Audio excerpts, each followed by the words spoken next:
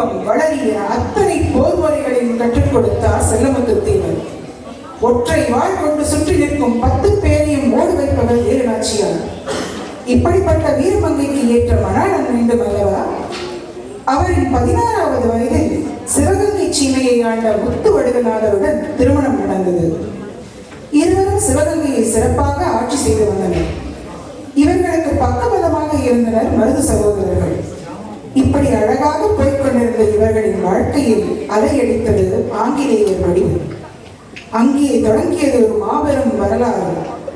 200 ஆண்டு காலமாக மறைத்து வைக்கப்பட்ட இவரின் வரலாற்றை மனதில் பதிய வைக்க வருகிறோம் காட்சிகளாக. தமிழர் பெருமை நிக்கட்டும் பரவட்டும்.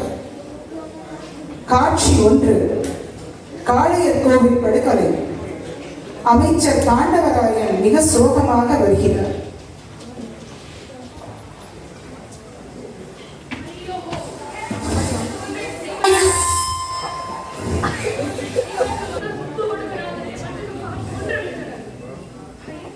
காளையர் கோவில் இருளில் சூரும் என்று கடவுள் கூட நினைக்கவில்லை.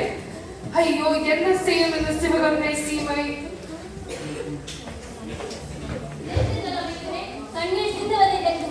வீரம் நிறைந்த இந்த மண்ணில் விழுவது நாம் கண்ணீர் அல்ல, எதிரியின் உதிரம் தான். என் கணவனின் ரத்தம் இன்னும் இந்த மண்ணில் கலக்கிறது. சிவகங்கையை மீட்டெடுக்காமல் நான் என் கூந்தலை முடிய மாட்டேன். அம்மா, நம் படைகள் நம்மை தேடிக்கொண்டிருக்கிறார்கள். நாம் திண்டுக்கல் கோட்டை சொல்வதே சரி, அரசு சொல்வதே சரி. காட்சி 2. உன் அரசு எங்கே? அவர் என்ன வழியாக திண்டுக்கலுக்கு போனார்? ஏன் அரசு எங்கே போனால் உனக்கு என்ன? அவரிடம் பிச்சை வாங்க போகிறாயா? நீ வேற எப்படி பேசுவாய்? நீ யார் என எனக்கு தெரியும். உண்மையை சொல், இல்லையெனில் உயிர் போய்விடும். போடா முட்டாள், என் குலதெய்வத்தை நான் காட்டி கொடுப்பதா? உனக்கு உயிர் மேல் அச்சம் இருந்தால் இங்கிருந்து ஓடிவிடு. இப்பேதை பெண்ணே, இன்னொரு பேரின் உயிருக்காக இப்பதும் இப்படி வரமா? உன் ஆச்சாரிய குழந்தை எங்கே என்று சொன்னால் உன்னை இந்த சீமைக்கே அரசியாக்குவேன். அரசியாக்குவாயா? பரங்கியரே, எங்களை காக்கும் அரசி ஒருவர் தான். அவனை அன்னை வேலை ஆட்சியார் தான். உங்கள் கையில் இருக்கும் தங்கம் எங்கள் மண்ணை பறித்து சேர்த்தது. அது எனக்கு தேவையில்லை. என் மண்ணை காட்டி குறித்து பிழைக்கும் உயிர் இந்த புல்லுக்கு சமம். உன் வீரமும் தலையோடு போக போகிறது. வெட்டு, என் கழுத்தில் இருந்து தெரிக்கும் ஒவ்வொரு துளி ரத்தமும் இந்த மண்ணில் 1000 நாச்சியார்களை உருவாக்கும். கொல்லுங்கள் அவரை.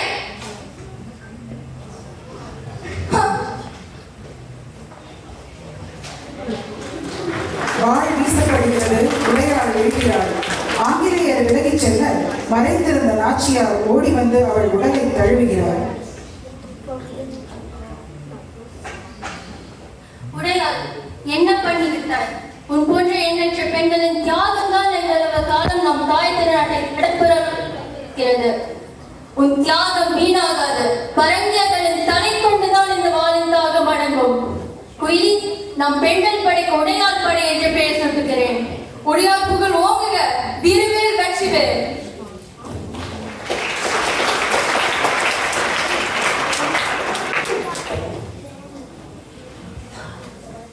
காட்சி 3.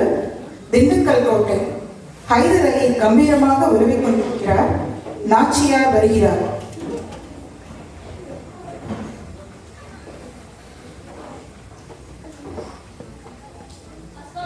சுல்தான், உங்கள் உதவி தேடி வர சகோதரி வந்திருக்கிறேன். உழுது மொழியா? தமிழ் அரசியிடம் இவ்வளவு தெளிவான உழுதுவை எதிர்பார்க்கவில்லை. சொல்லுங்க நாச்சியார், உங்களுக்கு என்ன வேண்டும்? நீங்களும் நாங்களும் ஒரே சந்தையில் தான் இருக்கிறோம். மாடத்தமிழரின் வீரம் எங்கும் குறை போனதில்லை. உங்கள் உதவியில் தான் அன்னை நாச்சியார் பணக்கெடுப்புகளை மலையென குவித்து விடுவார். 50,000 ஆங்கிலேய படைகளை எதிர்க்க 5000 குதிரை படைகள் வேண்டும் சகோதரா. மன்னா, தமிழ் மண்ணின் மானத்தை காக்க ஒரு பெண் சிங்கமே கலந்து நிற்கும் போது அதற்கு துணையாக நிற்பது வீரர்களுக்கு பெருமை. நாங்கள் கேட்பது வெறும் படைபலம் மட்டுமல்ல, அந்நியர்களை இந்த மண்ணிலிருந்து வேறுக்க ஒரு நட்பு கரம். சகோதரி, உங்கள் கண்களில் இருக்கும் அந்த தீயை போதும் ஆங்கிலேயரை சாம்பலாக. ஒரு சகோதரனாக நான் கேட்கிறேன், இந்த வெற்றிக்கு பிறகு நீங்க எதை முதல் செய்வீர்கள்? என் மண்ணில் அடிமைத்தனம் இருக்காது சுல்தான்.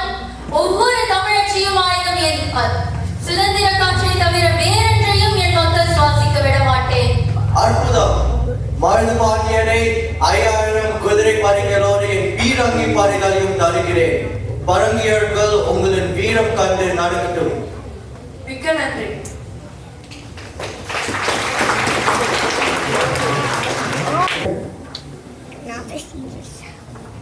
அரசி, ஆஞ்சநேயர் வசம் நவீன பீரங்குகள் உள்ளனர். கோட்டைக்குள் நுழைவது மிக கடினம். நீங்கள் சொல்வது சரிதான். நான் என் விஜயதர்ஷினி. அன்று ஒரு நாள் மட்டுமே பெண்களுக்கு கோட்டைக்குள் அனுமதி உண்டு. குயிலி, நீ என்ன நினைக்கிறாய்? அரசி, நான் என் உடலில் எண்ணெயை தடவி கொண்டு ஆயுத கிடங்கிற்குள் குதித்து தீ வைக்கிறேன். நீங்கள் இந்த சத்தம் கேட்டுதான் தாக்குதலை தொடங்குங்கள். குயிலி, இது தற்கொலை. உன்னை இழக்க எனக்கு மனமில்லை. இது தற்கொலை அவதாயே, தியாகம். நான் என் உடலில் எரித்து சிவகங்கைக்கு விடியலை தருகிறேன். எனக்கு அனுமதி கொடுங்கள். அப்படியே ஆகட்டும்.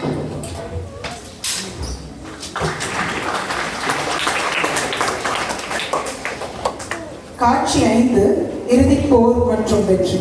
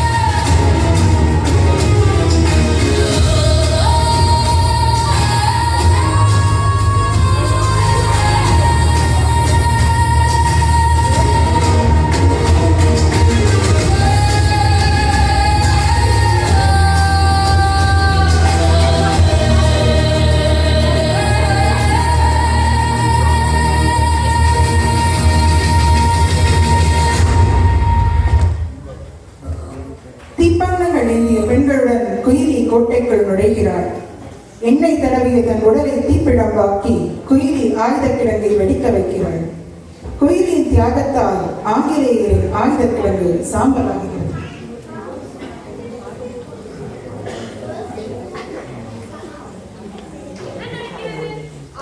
எப்படி வெடித்தது? யார் அங்கே? முட்டாள்களே, பெண்ணிடமா தோற்றமளிக்கிறோம்?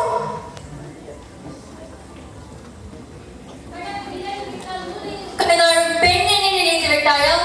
முட்டாள், புலியை முரட்டால் அடித்து விரட்டும் தமிழச்சி நான். பரங்கியரை வெற்றி உங்களுக்கு மட்டும் சொந்தமில்லை. இரவும் பகலும் மாறுவது போல் இப்பொழுது வெற்றி காற்று எங்கள் பக்கம் வீசுகிறது. எங்களை வெல்ல முடியாது நச்சியார். எங்களிடம் நவீன ஆயுதங்கள் உள்ளன. உங்களிடம் நவீன ஆயுதங்கள் இருக்கலாம்.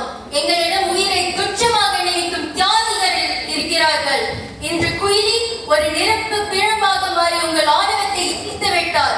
இனி உங்கள் வீரணிகள் வெறும் இரும்பு துண்டுகள் தான். புலிபதிகளே, முன்னேறுங்கள். காளையக்கோள் படுகொலைக்கு இன்று குருதி கொடை கொடுப்போம்.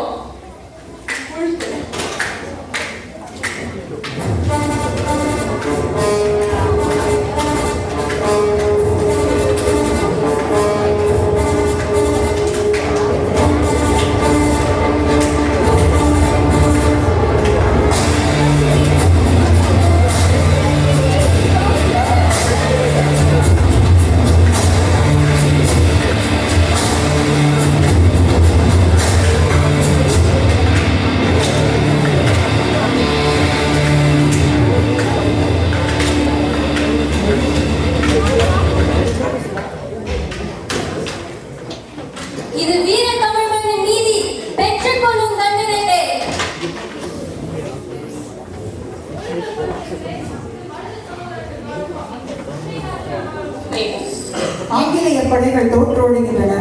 நாச்சியார் வாளை உயர்த்தி வீரவே வெற்றிவேல் என்று சொல்கிறார். வீரவேல் வெற்றிவேல். 8 ஆண்டுகள் காத்திருந்தேன். இதோ சிவகங்கையின் வீரக்குட்டி பறக்கிறது. இந்த வெற்றிக்கு காரணம் என் மங்கையர் படை.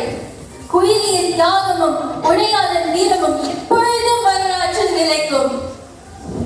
வீரமங்கை வேலு நாச்சியார் வாழ்க.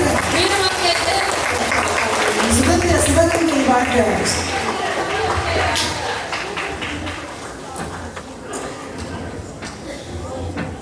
Yeah.